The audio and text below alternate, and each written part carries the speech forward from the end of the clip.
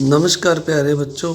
तो आइए आज हम कक्षा 6 का पाठ नंबर 2 खेलो संख्याओं से गणित का शुरू करते हैं। तो हमने यह जो लेसन है हमारा, यहाँ 2 नंबर पेज और यह 3 नंबर पेज, यहाँ तक हमने इसको कर लिया था। आज हम जो अगला page 92 number page 92 number page है, वहाँ से शुरू करते हैं। तो यहाँ पहले सम में हमें लिखा हुआ है 100 के गुणन, कौन कौन से गुणनखंडों का पता लगाओ। तो 100 के जो गुणनखंड हैं वो 1 के टेबल में जाता है, 2 के बाद यह 4 के टेबल में आता है, फिर 5 और 5 के बाद यह 10 के टेबल में आता है, 10 के बाद 20 और 20 के बाद यह 25 के टेबल में भी आता है, 25 के बाद यह 50 के टेबल में आता है। तो अब हम यहाँ पर 50 लिखेंगे और 50 के बाद यह 100 के टेबल में आता है। तो यह 100 के गुणनखंड हैं। तो आइए अगला सम देखते हैं। ऐसी और संख्या लेकर उनके गुणनखंडों की सबसे लंबी लड़ी बनाइए, जैसे 60, 150, 720।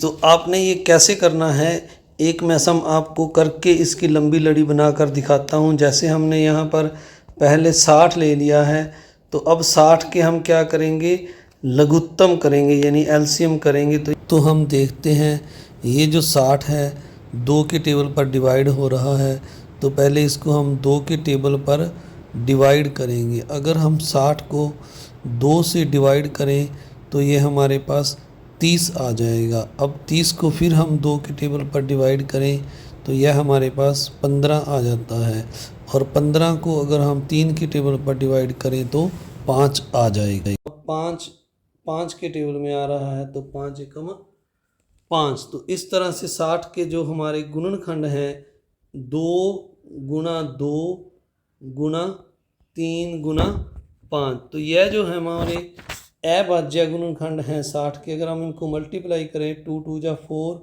4 3 जा 12, 12 5 जा 60 आ जाएगा। तो यह गुणनखंड है, यानी यह हमारा आंसर है, लंबी लड़ी है। इस तरह हमने जो दूसरे दोनों हैं 150 और 720 के लिखने हैं। अब अगर हम 150 का इस तरह एलसीएम लेकर लिखें तो आइए करते हैं। हम यहाँ पर 150 लिखते हैं, तो 150 का हम इसी तरह गुणनखंड करेंगे, तो यह लघुत्तम लेंगे तो यह 2 पर जाएगा, 75 आ जाएगा, और फिर 2 पर नहीं जा रहा, ये 3 पर जाएगा, 3 दूनी 6, तो यहाँ पर 25 आ जाएगा। अब यह 5 के टेबल में जाएगा, 5 और 5 25, और फिर ये 5 के टेबल में जा रहा है, 5 एकम 5। तो इस प्रकार से 150 के ये जो अभाज्य गुणनखंड हमारे पास आ गए हैं, 2 गुना 3 गुना 5 गुना 5। तो इस तरह यह लंबी लड़ी बन गई है। तो आइए अब हम नेक्स्ट जो 720 है उसके गुणनखंड करते हैं इसी तरह से। तो ये देखिए, ये सबसे पहले 2 के टेबल पर जाएगा, तो यह हमारे पास 360 आ जाएगा। अब फिर 2 के टेबल पर डिवाइड करेंगे 360 को, तो यह 180 आ जाएगा। फिर 180 को 2 के टेबल पे डिवाइड करेंगे तो यह 90 आ जाएगा, और 90 को 2 के टेबल पे डिवाइड करेंगे फिर हो रहा है, तो यह 45 आ जाएगा। 45 3 के टेबल पर डिवाइड होगा तो यहाँ पर 15 आ जाएगा, और 15 फिर 3 के टेबल पर डिवाइड हो रहा है तो यहाँ पर 5 आ जाएगा, और ये जो 5 है वो 5 के टेबल में डिवाइड हो जाएगा, तो 5 एकम 5। तो ये जो संख्याएं आ गई हैं इनको हम यहाँ पर लिख लेंगे 720 के बराबर 2 गुना 2, 4 बार 2 है हमारे पास, गुना 2 गुना 2, उसके बाद हमारे पास 2 बार 3 है, गुना 3 गुना ये वाला 3 और गुना ये वाला 5। तो अब इनको हम गुना करके चेक कर सकते हैं। 2 दूनी 4, 4 दूनी 8, 8 दूनी 16, 16 तिया 48, और 48 तिया 144 आ जाएगा, 48 तिया, और इसको अगर 5 के साथ मल्टीप्लाई करेंगे तो यह 720 आ जाएगा। तो इस तरह ये 720 के गुणनखंड हो गए हैं। लंबी लड़ी ये हमारे पास आ गई है अभाज्य गुणनखंड की। तो आइए अब नेक्स्ट सम करते हैं इसका। तो यहाँ पर लिखा हुआ है नेक्स्ट सम में, क्या हम एक ही संख्या की एक से अधिक लंबी लड़ी मिल सकती है? क्या हमें एक ही संख्या की एक से अधिक लंबी लड़ी मिल सकती है? तो इसका आंसर हम यहाँ पर नहीं लिखेंगे। जैसे हमने अभाज्य गुणनखंड के द्वारा लड़ी बनाई तो एक ही लड़ी बनेगी। सबसे लंबी लड़ी संख्या की क्या विशेषता है? तो यहाँ पर अगर हम देखें, सबसे लंबी लड़ी जो होती है उसमें जो संख्याएं होती हैं वो अभाज्य संख्याएं होती हैं। यह इसकी विशेषता है, इसमें सारी अभाज्य संख्याएं होती हैं। तो आइए अब अगला सम जो है वह करते हैं। इसमें लिखा हुआ है, मिलकर करें खरीदारी। Tinku money bank Simi money bank 2। तो यहाँ पर लिखा हुआ है टिंकू और सिमी दोनों भाई बहन हैं। उनके पिताजी उन्हें मनी बैंक में जमा करने के लिए पैसे देते हैं। वे पैसे जमा करके एक लैपटॉप खरीदना चाहते हैं। यदि टिंकू को हर रोज़ 20 रुपये और सिमी को 50 रुपये मिलते हैं तो पता करो टिंकू के पास पहले 10 दिन की हर रोज़ की राशि कितनी हो जाएगी। तो देखिए, जो टिंकू है उसको हर रोज़ 20 रुपये मिलते हैं, तो एक दिन में उसे 20 रुपये मिलते हैं। तो 20 दिन में उसके पास 10 दिन में उसके पास कितने हो जाएंगे? तो इसको हम 20 के साथ गुना कर देंगे। 20 दाया 200 रुपया टिंकू के पास 10 दिन में हो जाएगा। सिमी के पास पहले 10 दिन में कितने हो जाएंगे सिमी को? तो सिमी के पास कितने हो जाएंगे? सिमी को हर रोज़ 50 रुपये मिलते हैं, तो सिमी के पास जो 10 दिन में है वो कितने हो जाएंगे? 50 गुना 10, तो सिमी के पास 500 रुपया हो जाएगा। तो आइए अब जो नेक्स्ट सम है हम उसको करते हैं। गैप पार्ट पर चलते हैं। पहले 10 दिनों में ऐसी कौन कौन सी राशि हैं जो दोनों के पास समान हैं? कैसे पता लगाया? अपने साथियों और शिक्षक से अपने लगाए गए तरीके के बारे में चर्चा कीजिए। तो यहाँ पर हमें जो दोनों लड़कियाँ दोनों बहन भाई दिए हुए हैं टिंकू और सिमी, तो पहले हम टिंकू का लिखते हैं। टिंकू जो है उसने टी से लिख देते हैं इस टिंकू को। तो टिंकू को हर रोज़ 20 रुपये मिलते हैं, तो उसके पास पहले दिन 20 रुपये, दूसरे दिन 40, फिर 60 यानी 20 का टेबल लिख देते हैं। चौथे दिन 80 रुपये, फिर पाँचवें दिन 100, फिर 120, फिर 20 और बढ़ जाएंगे 140 हो जाएंगे, फिर 160, 180 और 10वें दिन उसके पास 200 रुपया होगा। तो यहाँ पर हम 200 लिख देते हैं। तो 10वें दिन उसके पास 200 रुपया होगा। तो 200 को थोड़ा सा सही करके लिखते हैं। तो इस तरह उसके पास जो 10 दिन हैं उसके जो ये आ गए हैं। अब दूसरी जो उसकी बहन सिमी है उसको हम ऐसे लिखते हैं। तो सिमी की जो है पहले दिन उससे 50 रुपये मिले, दूसरे दिन 100 हो गया उसके पास, तीसरे दिन उसके पास 150 हो गया, चौथे दिन उसके पास 200 हो गया, तो पाँचवें दिन उसके पास 250 हो गया। इस तरह छठे सातवें आठवें की अपन लिख लेंगे। तो हमने तो ये देखना है कि उसके पास दोनों के पास कौन कौन सी राशि समान थी।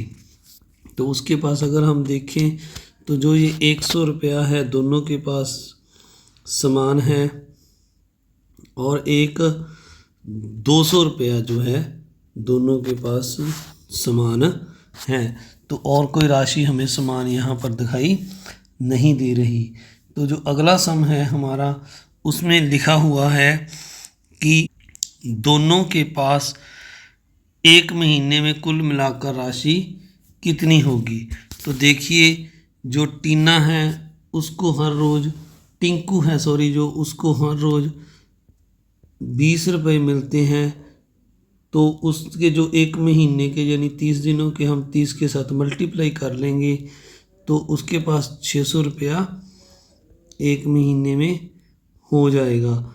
जो उसकी बहन है सिमी को हर रोज़ 50 रुपये मिलते हैं, और अगर हम 30 दिनों के निकालें तो 30 के साथ मल्टीप्लाई कर देंगे तो सिमी के पास 1500 रुपये होंगे। अब दोनों को मिलाकर हम दोनों का टोटल जो है 30 दिन का वो निकाल लेंगे तो यह 2100 रुपया आ गया है। तो अगले ड़ सम में लिखा हुआ है यदि एक छोटा लैपटॉप रुपये 21,000 का हो तो दोनों को कितने दिन बचत करनी होगी। तो हमने अभी देखा दोनों की 30 दिन की जो बचत है वो कितनी आ रही थी, दोनों की 30 दिन की बचत यहाँ पर हम लिख देंगे।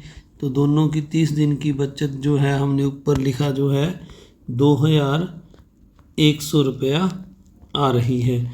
अब अगर हम देखें तो 30 दिन हैं जो 21,000 रुपया है वह 2100 यानी 2100 का 10 गुना है। अगर हम 2100 को 10 के साथ गुना कर दें तो यह हमारा 21,000 आ जाता है। यानी हमने इसको 10 का 10 गुना किया तो यह 21,000 हो गया। इस तरह अगर हम 30 दिन को 10 गुना कर दें यानी 10 के साथ गुना कर दें तो यह 300 दिन आ जाता है। यानी उन दोनों को मिलाकर 300 दिन इसी तरह बचत करनी होगी तो 21,000 रुपया उनके पास लैपटॉप के लिए हो जाएगा। तो अगला सम करते हैं।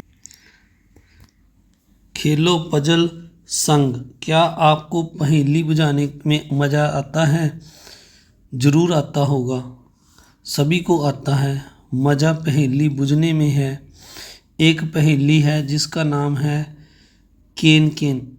बैठो अपने दोस्तों के साथ और मिलकर नीचे दी गई पजल के साथ खेलो। तो ये जो जहाँ पर हमें पजल दी हुई है मैं आपको थोड़ा सा बता देता हूँ। केन केन में हमने क्या लेना होता है, कोई नंबर लगातार लेने होते हैं। जैसे यहाँ पर हमने 1 2 3 नंबर इस पहली पहेली में भरने हैं। जैसे अगर हम देखें तो आइए अब हम इसको करते हैं। तो यहाँ पर आप ध्यान रखें ये एक दानेदार लाइन है। इस तरह से यही जो पूरी लाइन गलत लगा रखी है ये डार्क लाइन है और यहाँ पर दानेदार लाइन है, यहाँ भी दानेदार लाइन है। तो ये एक पूरा बॉक्स बन गया है यहाँ से ऐसे, और ये पूरी डार्क लाइन है। तो यहाँ पर अगर हम देखें ये भी एक डार्क लाइन है, दानेदार लाइन है, डॉटेड लाइन है। तो अब हमने देखना है 2 भाग करके किन किन नंबरों को आएगा। अगर हम 2 को हमने नंबर कौन से लेने हैं, 1 2 3 लगातार नंबर लेने हैं यहाँ पर हमने। तो हम ये 3 नंबर लेंगे। तो अब हम देखेंगे 2 भाग करके कैसे आएगा। 2 को अगर 1 से भाग कर दें तो 2 आ जाएगा और यहाँ पर हमें 3 दिया हुआ है। अब हमारे पास इस लाइन में गिनती है जो हमारी लगातार पूरी हो गई है 2 1 2 3। तो अब दूसरे यहाँ चलते हैं। 2 डिवाइड लिखा हुआ है, यहाँ भी डिवाइड करना है। 2 कैसे आएगा, 2 को 1 के साथ डिवाइड करेंगे तो 2 आ जाएगा। अब यहाँ पर 1 2 आ गया है तो ऊपर वाले यहाँ कितना आएगा, ये हमें 3 यहाँ पर अपने आप आ जाएगा, लिख देंगे। तो अब हम इस बॉक्स को अगर पूरा करें तो 3 को किसके साथ मल्टीप्लाई करेंगे, 3 आएगा तो 1 यहाँ आ जाएगा, 3 एकम 3। अब हम नीचे चलते हैं। 6 जो है कैसे आता है, 3 और 2 को मल्टीप्लाई करके। अब नीचे वाले यहाँ पर देखिए तो हमारे पास 1 और 3 है तो 2 यहाँ पर आएगा और 3 यहाँ पर। 3 और 2 की जो मल्टीप्लाई है वो 6 आ जाएगी। तो इस तरह हमने ये पहला बॉक्स पूरा करना है। आइए अब दूसरे पर चलते हैं हम। तो दूसरे में हमें ये 4 तक बॉक्स दिए हुए हैं, यानी हमने यहाँ पर 1 नंबर और लिख लेना है। 1 2 3 4 में से हमने काउंटिंग पूरी करनी है। तो यहाँ पर अगर हम देखें तो आपको बता दें ये वाली जो लाइन है मैंने इसको डॉटेड किया है तो जो है मेरा सम सही आएगा। तो यहाँ पर ये वाली जो डॉटेड लाइन है, एक यहाँ पर ये वाली डॉटेड है, ये तो दिखाई दे रही है हमको। तो अब हम इसको शुरू करते हैं। 6 मल्टीप्लाई और यहाँ पर डैश दिए हुए हैं तो हमने 6 लेके आना है, 3 बॉक्सेस में पूरा करना है। तो अगर हम देखें तो 3, 2 और 1 को मल्टीप्लाई करें तो 6 आ जाता है। पर हम यहाँ पर इन बॉक्सेस में कैसे नंबर कौन सा लिखें, तो चलो हम ऊपर से शुरू करते हैं। 2 डिवाइड कैसे आएगा, तो यहाँ पर हम मल्टीप्लाई वाला करते हैं पहले। तो ये जो है हम यहाँ पर एक बार 2 लगा लेते हैं, 2, फिर अगर चेंज करना हुआ तो देखेंगे 2 मल्टीप्लाई 3, 3 दूना 6 और 1 यहाँ पर लगा देते हैं लास्ट बॉक्स में। तो अब हम नीचे वाला बॉक्स ये वाले सॉल्व करते हैं। तो अब यहाँ पर लिखा हुआ है 1 लेके आना है माइनस करके, तो यहाँ पर ये डॉटेड लाइन है और ये जो पूरा बॉक्स एक पूरा बॉक्स है। तो अब 1 कैसे आएगा, तो अगर हम देखें यहाँ पर, तो नीचे वाले बॉक्स को अगर हम देखें यहाँ ये वाले बॉक्स को, तो यहाँ पर हमने 2 लेके आना है डिवाइड करके। तो 1 यहाँ पर अगर हम 4 लिख दें तो 4 में से 3 माइनस करेंगे तो 1 आ जाएगा। अब यहाँ पर अगर हम 2 लगा दें और यहाँ 4 लगा दें, 4 को 2 के साथ डिवाइड करें तो ये वाला 2 आ जाएगा। अब हम इस बॉक्स को देखते हैं, ये वाले को, इसमें हमें 5 सम करना है। अब 4, 2 हमारे पास नंबर आ गए हैं, तो अब हमें 1 और 3 बच गया है। तो इसका मतलब ये है कि अगर हम यहाँ पर 1 लगा दें और यहाँ 3 लगा दें तो ये, और जो एक और नंबर हमें चाहिए तो हम यहाँ पर 3 और 1 लगा दें तो 4 हो जाता है, और 1 बच गया तो 1 हम यहाँ पर एक बार इसको लगा लेते हैं। तो यहाँ पर हमने 1 लगा दिया, तो ये पूरा 5 हो गया है।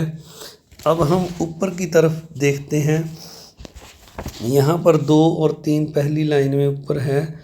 तो अब हमारे पास 4 की कमी है। अगर हम यहाँ पर 4 लिख दें और इसको 2 से डिवाइड कर दें तो हमारी ये भी रो पूरी हो जाती है इस तरह से। तो अब हम जो बीच वाला है उसको देखते हैं। यहाँ भी दानेदार लाइन आपको दिखाई दे रही होगी डॉटेड आपकी किताब में। तो 2 लेके आना है हमने डिवाइड करके। तो यहाँ पर 3 और 4 है, तो इसका मतलब अगर हम 4 को 2 से डिवाइड कर दें तो 2 आ जाएगा। तो अब ये जो 4 है इसको हम किस 4 हमारे पास प्लस का है तो हमें योग करना है। इस लाइन में हमारे पास 3 कम है, तो यहाँ पर हम 3 लिख देते हैं और प्लस यहाँ 1 लिख देते हैं। तो ये भी हमारा जो केन केन वाली गेम है पूरी हो गई है। तो आइए अब जो अगला सम है उसको देखते हैं। यहाँ पर हमने 13 के गुणज लेने हैं। तो 13 के जो गुणज होते हैं पहले हम वो लिख लेते हैं। 13 एकम 13, 13 दूनी 26, 13 तिया 39। तो हम ये 3 जो पहले गुणज हैं इनका प्रयोग करेंगे इस पजल में, इसको सॉल्व करने के लिए। तो अगर हम देखें यहाँ पर, तो ये जो आप ध्यान से देखें हमारे पास ये वाली जो लाइन है, मैंने इसको, ये मेरे को डॉटेड लग रही है, मैंने इसको डॉटेड करके सॉल्व किया है, वरना ये सम सॉल्व नहीं हो रहा, इसमें कुछ मिस्टेक है। क्योंकि ये जो पूरा बॉक्स है ये 1 है, यहाँ पर इसका जोड़ है जो 104 आना चाहिए 4 नंबर का। तो इस तरह हम इसको करेंगे। अब यहाँ पर 52 लिखा हुआ है, तो ये जो 52 है 2 नंबर का योग 52 आता है। तो अगर हम एक नंबर यहाँ पर 39 लिख दें और एक 13 लिख दें तो इनका जोड़ 52 हो जाता है। अब 65 करने के लिए इसमें हम 65 इस तरफ से नीचे की तरफ से करना है हमने।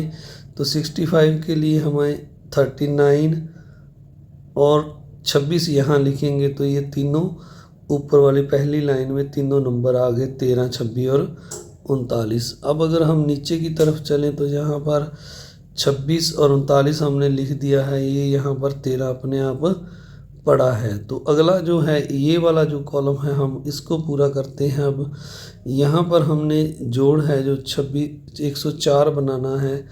तो यहाँ पर 39 लिखा हुआ है, हम यहाँ पर 13 लिख देते हैं और 26 यहाँ पर लिख देते हैं। तो इस साइड वाली भी में 13, 26 और 39 तीनों जो 13 के गुंज हैं वो आ गए हैं। तो अब अगर इस लाइन में देखें, इस तरफ से हम देखें तो यहाँ 39 और 13 है, तो 26 इसमें हम लिख देते हैं बीच में। तो ये भी हमारा पूरा हो गया है।